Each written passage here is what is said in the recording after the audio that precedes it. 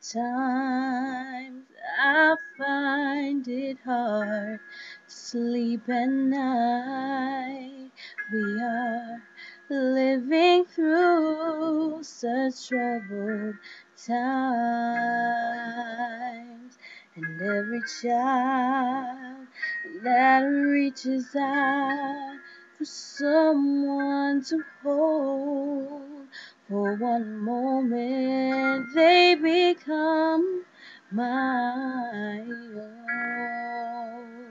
And how can I pretend that I don't know what's going on when every second and every minute another soul is gone?